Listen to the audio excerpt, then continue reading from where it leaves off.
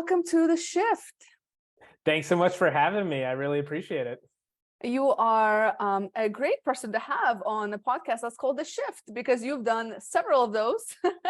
I think every day of your life is like shifting in some sort of way in your business, in your world of entrepreneurship. So I'm very excited to chat with you about all that. So let's just dive right in. Why did you choose this hard life of entrepreneurship, rewarding yet hard? What brought you to be, kind of start up different companies and just doing the awesome things you're doing today? Yeah, great question. I think honestly, I didn't really expect to go into entrepreneurship from growing up. My dad was an entrepreneur. He started and sold a company, but I never really kind of took that as my goal to set out and do that. I kind of did the typical college path of, studying business and going into corporate. I ended up getting a job on the management side for an engineering firm. But while at college, one of my best friends and I, we were always spitballing ideas. We were always, kind of bouncing ideas off each other, thinking about different ideas of businesses that we could start together. It was more kind of fun on the side, but not really something I actually thought we were going to dive into. About 3 years in, we started taking it pretty seriously. And, he came to me with this idea and he was getting rolling and, asked me to join. And, eventually I pulled the trigger and did it. And I think I took the leap and I didn't really know what to expect, but it's been a wild ride since then. Yeah, I always say it's like a roller coaster of everything, emotions, problems, all of that, but also the rewards and like the emotions are excitement and happy and then like down, like it's true roller coaster. So kudos to you for even kind of jumping into it to begin with, having that courage. I wonder, how much having grown up around that environment has inspired you, right? I mean, it's usually what happens. Like if your parents have some kind of business or done something, you kind of grow up around that. So it's interesting. Have you thought about that? Like, do you feel like it had a lot to do with that? Yeah, looking back, I've definitely realized how much of an impact that had on me. I don't think I realized it growing up at the time because I was younger when my dad sold his company, and he started out as a teacher and a coach, and he always wanted to be a swim coach. And he was, he made Olympic trials. He was offered a job like coaching Olympic swimming, but I think he wanted to focus on, raising a family, and he got into business and kind of hit it right at the right time and, had an exit, and that allowed him to retire pretty early. And he coached all our teams kind of growing up, and he was around a lot. And I think, now looking back, I think part of what I was looking for with entrepreneurship or valued was like the flexibility and freedom that he had. And I think like, especially when you're in a 9 to 5, I know the first job I had, my first year I had 5 vacation days, and I love traveling. And, I think I always like struggle with that. And I always wanted to, figure out a way to control my own destiny a little bit. And I think like entrepreneurship was that path. I think at the time when first starting, I definitely thought, I think I talk about this with entrepreneurs all the time. It's a lot of times you are leaving to be able to, travel more. A lot of reasons you don't have enough vacation days or this or that, but then you end up working more and traveling less because you're so busy and have less money. And so it's a little bit of a balancing act. But like once you get your feet under you, and if you can find something that you can grow with, you really do control your schedule. And I think that flexibility is something that was really important. And I think gravitated towards, and why, I think I've hung around in this field for this long as well. Yeah. I think you make a good point, and something we chatted about before. Like, there's this romanticized idea of startup world and entrepreneurship. And I actually recently read an article, I think it was in maybe New York Times, and they're saying how we always feel like the leaders of companies are making all these millions of dollars and et cetera. And in fact, the CEOs of big corporations, they make that kind of money, but entrepreneurship, which is not many people talk about, but they said an average salary of an entrepreneur, and I don't want to go into the salaries like depth, but I just think it's an interesting point. They said an average salary is like between like 100 to 140K, because as an entrepreneur, you're putting everything into your business. And there's a big difference between being a business owner of like a massive or like a corporation or something really big versus in a startup environment where you are creating and kind of trying to create something. And again, I think it's a reality check for that romanticized, because you are busting your ass every day, and it's a struggle. It's rewarding, don't get me wrong, but it's not as pretty as the media portrays. Yeah, and you're always investing time or money back into the business, and I think, some years are better than others, and sometimes you have down years and you have to put more back into the business. And I think that's the thing is, it's always a grind. But I think part of it is figuring out, what is worth it, and finding something that you're passionate about, that you like, or fulfills like the type of lifestyle that you like. I like traveling and being able to work remote and work from anywhere. And I think the flexibility in terms of like scheduling and working from anywhere that entrepreneurship provides is really incredible, versus like a lot of times in a corporate setting, you're seeing it now, where how many people thought they were fully remote and now they're being called back to the office, and they're back in the office 3 or 5 days a week after they thought they could work from anywhere. And so part of it is kind of figuring out what is important to you, because at the same time too, working remote, you're also isolated to a degree.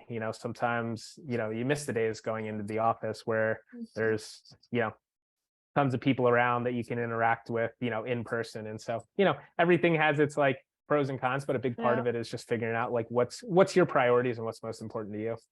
Yeah, I think that's super important to figure out, because then you have like these realistic expectations of going into, and and I also value that very much. I think many people do, is that freedom to do what you want, with who you want, when you want, where you want, right? So I think that is, for me as well, it's the same thing. Like I'd rather kind of ride the roller coaster of that and have that flexibility and have that freedom, because, and I feel like that's like the new luxury, right? Like that's what kind of, it seems like the society is shifting towards, like that's the new luxury of life, is that freedom. And it comes with a price, right? Like the hard work and the resilience that you have to have. So it's but it's super, super rewarding.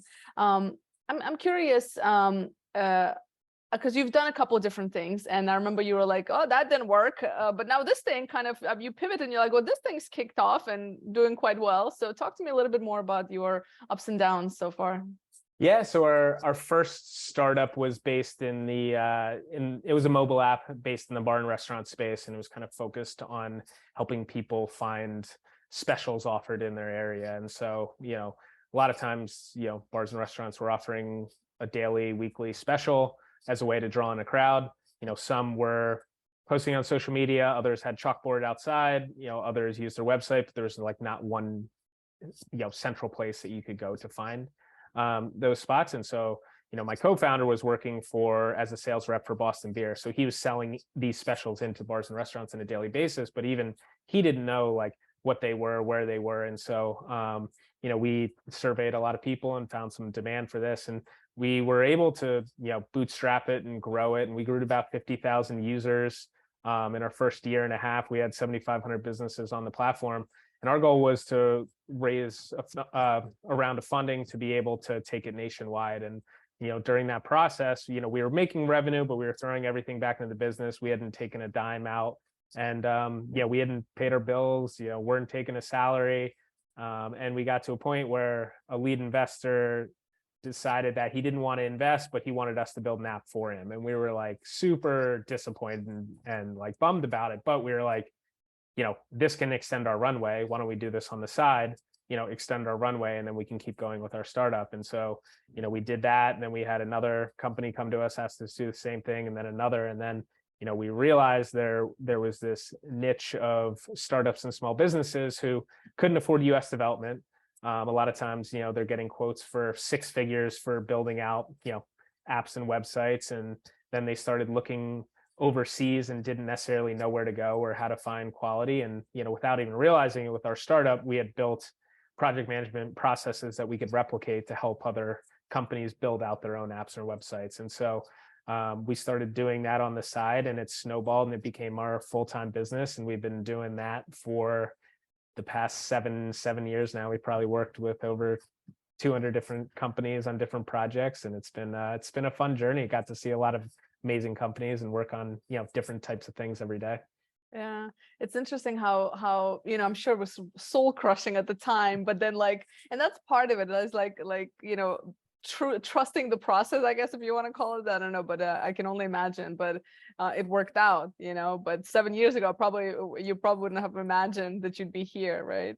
Yeah, and honestly, I think it's a blessing in disguise, because looking back with, the experience that we've gained now, I think it would have been just a brutal revenue model, to slog through, Mm, especially in the advertising space. And I think, if we've raised a lot of money, I think it would have extended our runway of like being able to grow to different cities, and being able to grow our user base. I think we proved and validated the user demand, we validated the business demand, but we never really like validated that, who's going to pay for it and how much are they going to pay. We had different revenue sources from different places, but nothing that was quite scalable.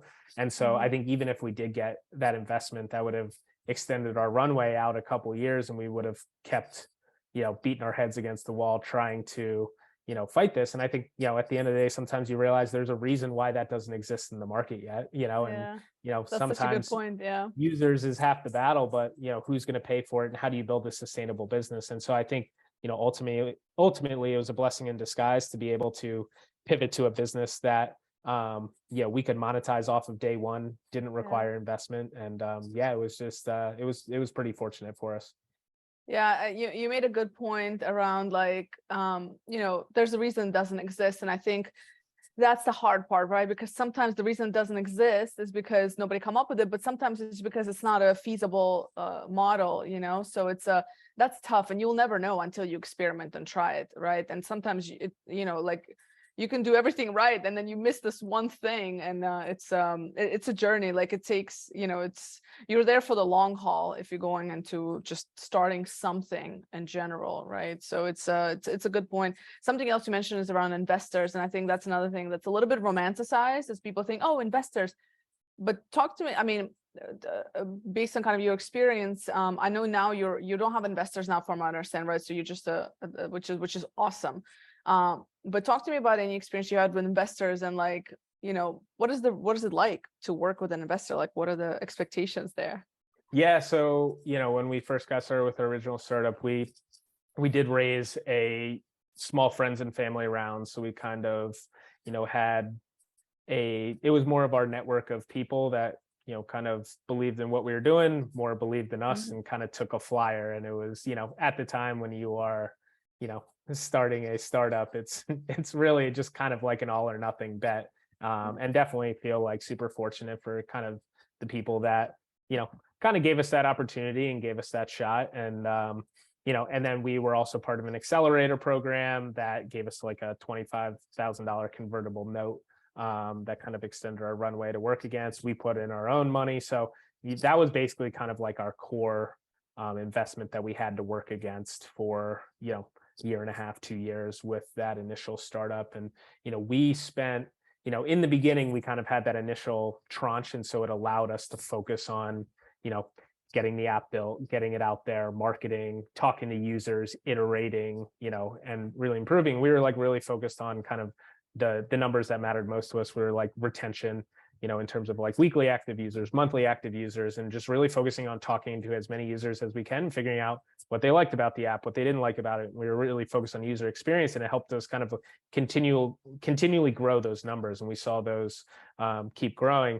But I think what we struggled with was kind of like translating those numbers and that growth to investors. And I think we got to a point where we had to spend just as much time chasing money as we did with working on the company. And I think that's a little bit of the catch-22 of like, needing to raise money, is that, especially, we're a two-person company and working with, some contractors and interns. And if now all of a sudden those two people, you tie up, 25% of their time trying to raise money, that's X% of the business that you're, completely taking away from like working on, trying to grow the business. And so, Mm, I think, what we always focus on with like looking back, I think, we spent probably too much time chasing money. I think,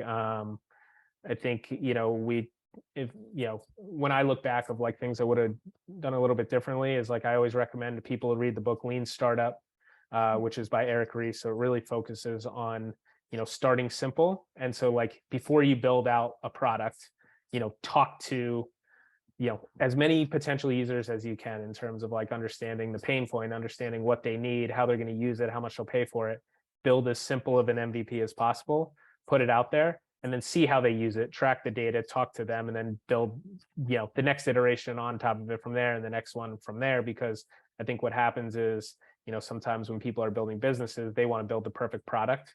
So they spend a ton of time and money building this perfect product where, they could have 15 features that they need to have in version 1. And then, users are only using 2 out of the 15 features. And so if you talk to the users more in the beginning, you could have started with those 2 features and go from there. Or another example is like, a lot of times you can start with a simple website first that you could hack together. And then if you have demand for the app, then build an app down the road. And so I think like we're big proponents now on like, how do you validate, how do you prove demand, and then kind of build upon from there. Yeah, it's like the idea of somebody's like focusing too much on the logo. Yes. Right? Like that's the thing, Yeah. right? Like logo, business cards, website, and they're trying to make it. It's like that's not what's gonna sell the product. And the one thing that I've learned at least is that if you have a good product, they will come. And they, you know what I'm saying? Like that's where it's at. Like yes, there's a purpose of marketing, but you can have the shiniest thing in the world. If the product doesn't work, doesn't matter how shiny it is. It's to your point, like keep it simple. Lean Startup is a great book. Keep it simple. And I think and again, but it comes with experience as well, right? Like it's I mean, looking back, I've done a lot of rookie mistakes. Like, when I was doing different things, I've also done like multiple things, and it's I've done silly mistakes. I've been the person with a logo as well, so it's in the beginning. So but it's like it just comes with experience. I'm curious, what is one advice you wish somebody would have given you 8 years, 7, 10 years ago? That's a great question.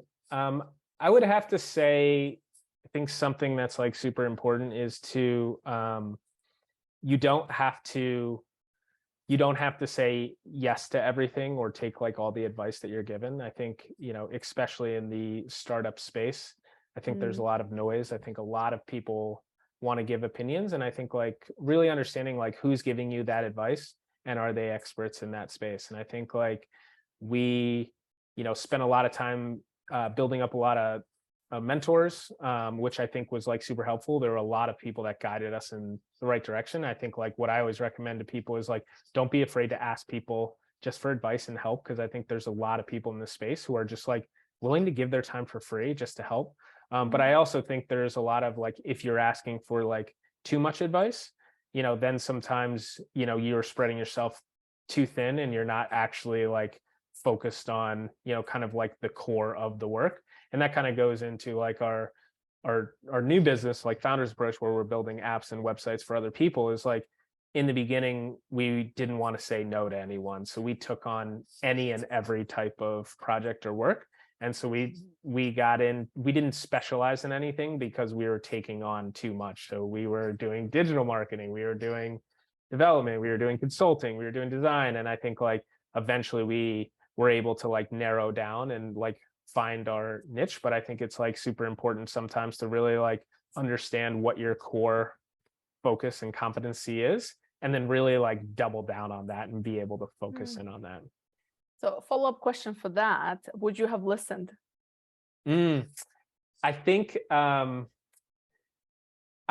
like to say I hope so, but I think sometimes you just need to experience it. I think, like we were just talking about earlier, so it's easy to look back and, kind of give yourself advice of, how you would have done that. And I think about that with our clients a lot of, we're giving them advice sometimes that they're not taking, which, makes complete sense. But it's like, we did the same thing with our initial startup. And so I think, listening is important to a degree, but at the end of the day, sometimes you just need to fail and you need to learn and kind of use that as like a growing experience. So I think like, being open to failure is Mm-hmm. important, and being able to move on from it. Like, so it's one thing if like, if you fail and you're like, entrepreneurship's not for me, and then you just like cut out of it, like, that's not necessarily like, maybe that wasn't the path for you, but like, if you fail and being like, okay, I'm learning from this and I'm doing this different this next time,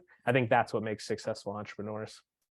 Yeah, I tend to agree. I think it's just like it's just a process and you have to go through it. There's, I was just having a conversation with my friend about that especially like in your 20s and like early 30s, like there is something to time. Like some things just take time, no matter how, yes, sure, there are some people that are just a little bit more talented or educated, and so there's difference in that. But there's just certain things you can't avoid. Like it's just it just takes time. You just, it's a process. And I feel like entrepreneurship is one of those things, is like you can have all the best advice in the world, but until you go through that, yeah, I think it's just for at least like majority of people, you just need to go through it. You just have to do it, and I think just the action part, just And do going it. off on the time concept, I think, a lot of times when people are jumping into entrepreneurship, they're starting out with that side hustle on the side from their full-time job. They're like, okay, if I quit my job and I take all of those hours into running this, I can, you know, grow this exponentially by this. But I think a lot of times what happens is, I think sometimes people don't realize how much is involved with just running a business, in terms of, you're wearing every hat in terms of admin, legal, accounting, sales, marketing, development, all of it. And so, the smaller your team is, the more you need to like manage those things. And so I think, that's something, always talking to people about, is just that, it's, running a business is hard and it takes time, and it takes time to set up the systems and processes. But like, if you can set those up to eventually automate them, and you can set those up to scale, like that's what's important. But something we talk about with people all the time is like the expectation versus reality of the first year. Everyone Mm, has like these super high aspirations of the first year, but a mhm. lot of times the first year is the hardest because you're just getting everything set up. And if you can weather through that, a lot of times you can kind of keep rolling from there.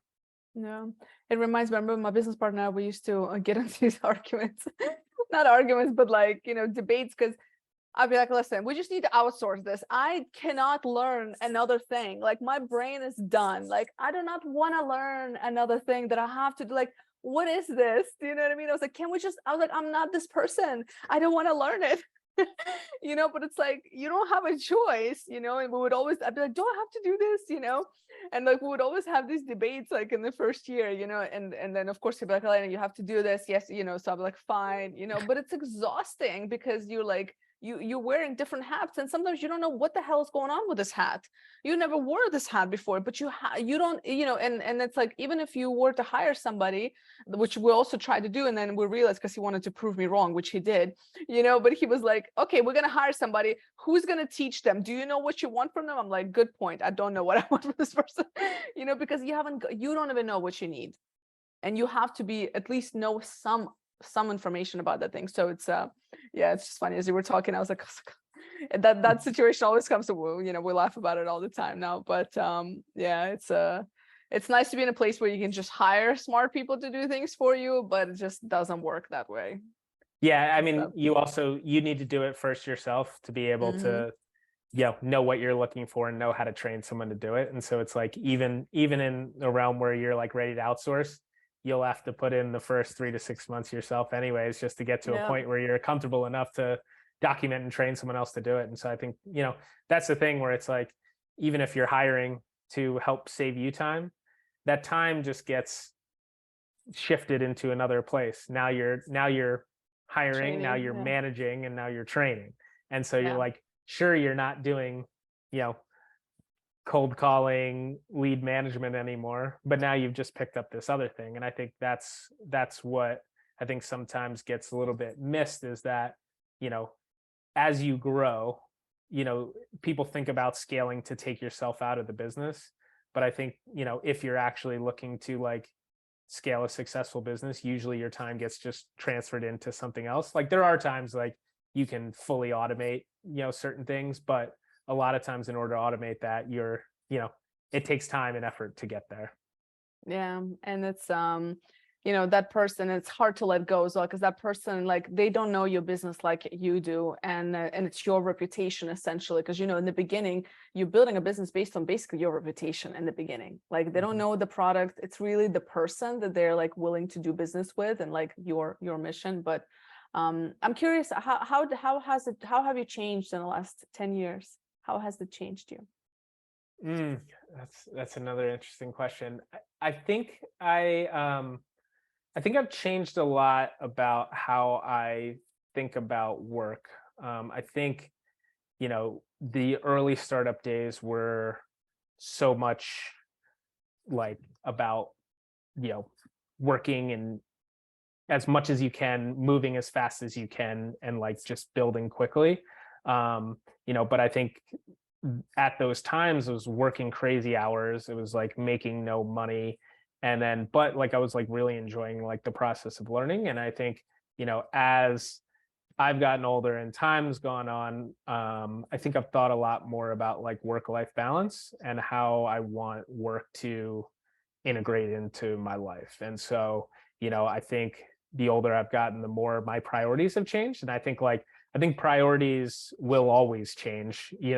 Sometimes it's month to month, sometimes it's year to year, sometimes it could be over, different decades. And I think, the more I've thought about those priorities is, kind of figuring out, you know, what I want my day to day to look like. What do I want my week to week to look like? Where do I want to work from? What do I want to be working on? And trying to like reverse engineer that to build a company around that. And I think it's been a learning experience. It's not easy, and because I think that always changes, right? Sometimes money's your focus, sometimes Mhm. traveling's your focus, sometimes family and relationships are your focus. And so as these different balls are juggling in the air, you know, kind of being able to find a system that works in terms of that. And so, my co-founders and I talk about that all the time of like, as these priorities change for all of us, how do we build a business that scales for each of us as those needs change for the different people? And so I think, I was definitely like super just heavy work focus, like in the work in the beginning.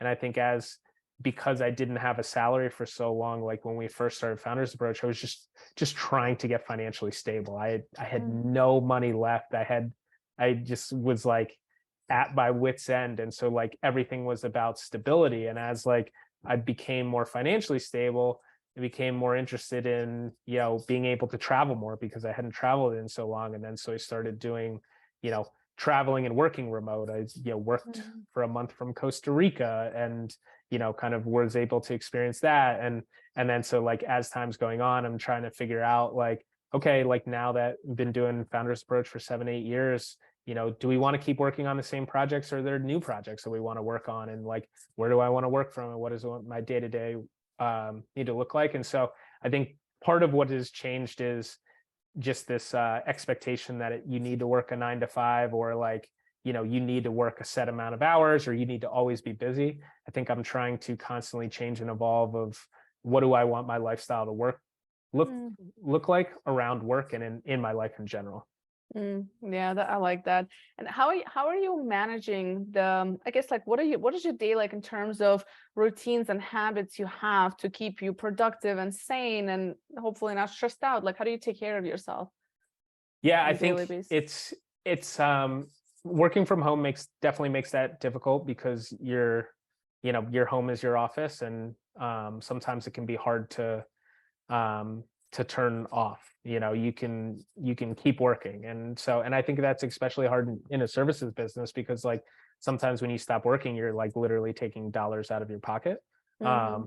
So I think part of it is like setting boundaries. I think one thing is, figuring out like kind of a routine of working hours. Like I definitely work better in the morning than I do in the afternoon. So I try to start, and again, this isn't for everyone. I wake up early and I do better. I have kind of like my core working hours, or, kind of start between 6 and 7.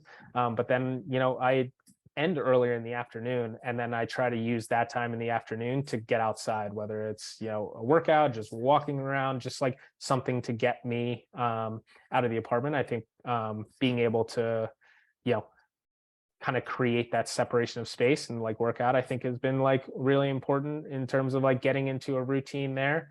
And then I think what I try to do as well is like once the workday is over, is like closing my laptop, putting my phone away, and kind of getting away from the screens. Because what I found was that even when especially during like COVID time period of like when you have your business email on your phone, even when you're closing your laptop, you're still checking that email. And even if you're not responding, then you're thinking about it. And so I think I've tried to get better at like creating some space and boundaries of like, how do I get to a point when, when I'm done work, I'm closing my laptop and then I'll get to it tomorrow. And I think like kind of setting some better boundaries for myself, I think has helped in terms of, kind of just a healthier relationship with work in general.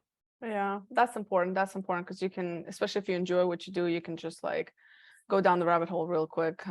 Yeah, I've a couple of years ago, I just turned off all my notifications except like maybe one or two that are important, because I don't tend to check stuff. But if I see a notification, my OCD brain is like, okay, I can't see that little thing marked. You know what I mean? Like it has to be opened. I won't sleep until it is. But so turn notifications off has worked well for me. You also have a cool podcast called Why I Left, right? Yes, why I quit. Yep. Why I quit. Sorry, why I quit. So talk to me a little bit about kind of what sparked that. Who are your guests? What do you guys talk about? Yeah, absolutely. So we started Why I Quit about 2 years ago. I think all of us had, kind of interest in, starting a podcast just in terms of like, learning something new and kind of like understanding the process. We had never edited before, we'd never recorded before, we'd never done an interview before, so it was all new. So I think that was exciting. I think like, it was something that we, kind of got to learn and take on. And, part of our focus was really to talk to people about, that left their jobs and just talk about like the hard parts, the good, the bad, the ugly, and just like learn about like people's like real stories and what it led to. Because I think like there's a lot of narratives on social media that really like, as you were mentioning earlier, like glorifies entrepreneurship, glorifies quitting. We were going through like, and we had started this like before the Great Resignation started, which was kind of funny as well.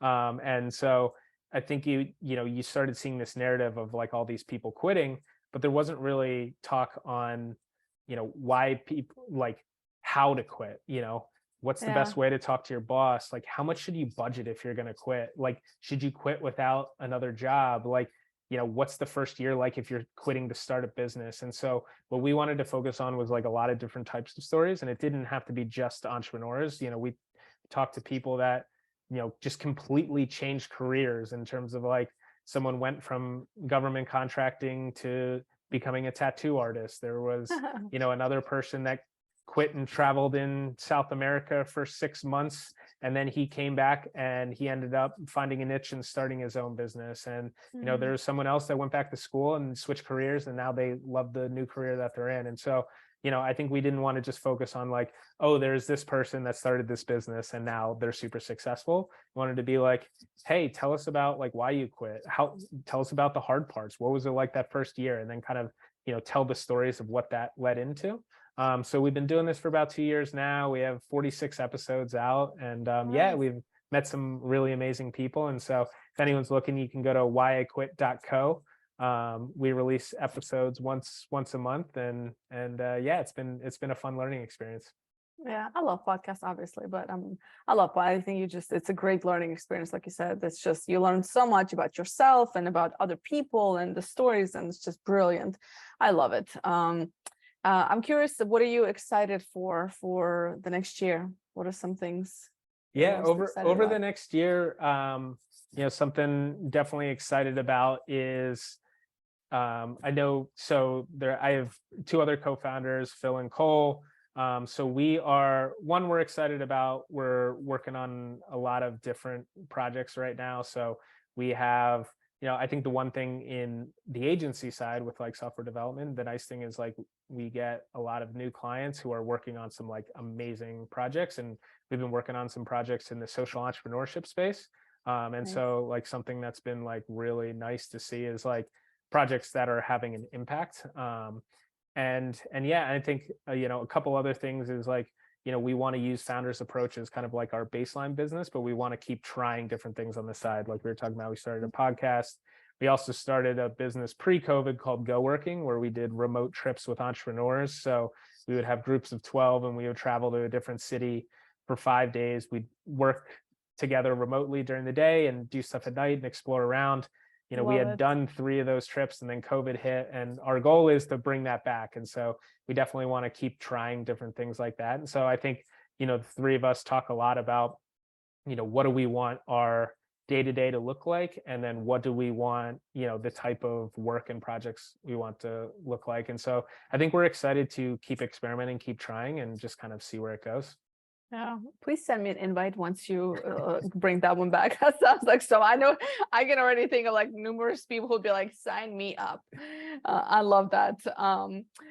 Before I ask you my last question, tell me, where can people find you?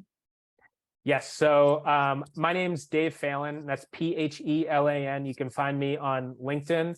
Actually, I do not have any social media outside of LinkedIn. That was part of my, for you. That was part of the boundary thing that I was talking about, that I said I actually deleted it probably like 5 years ago. I haven't had anything since. So LinkedIn, you're my hero. LinkedIn's kind of social media to a degree, but it's also been super helpful for the business. So I'll let that one slide. But our company is Founders Approach. So you can find us at foundersapproach.com.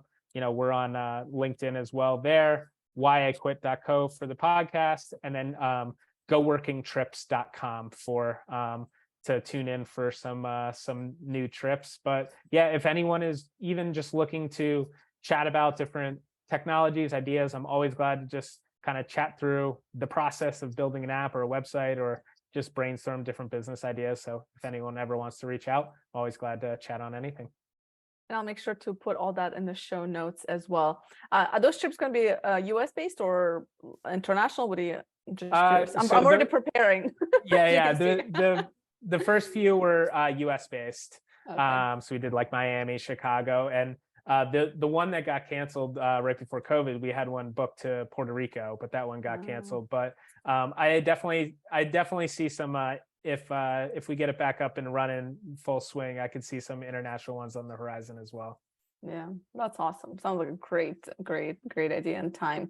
So the last question I always ask all my guests is, what is one question you wish people asked themselves more often?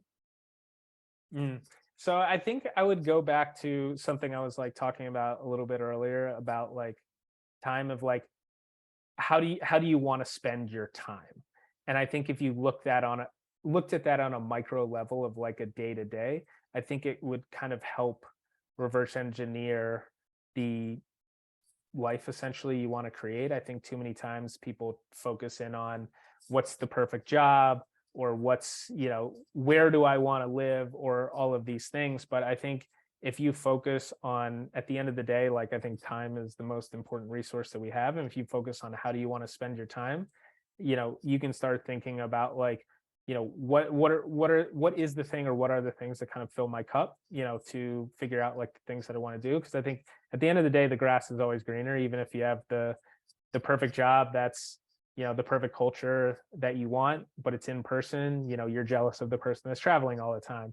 Or if you're working remote and you get to travel and work from all around the world, you're jealous of the person who has like a really strong, tight-knit community because they're in person. And so I think like, something that I've been asking myself a lot, and I don't have the answer to it, and so I don't claim to either, is like, how do you want to spend your time? And I think the more you kind of think about that and focus on that, I think you can continually narrow down what you want to do work-wise, life-wise, and everything in between.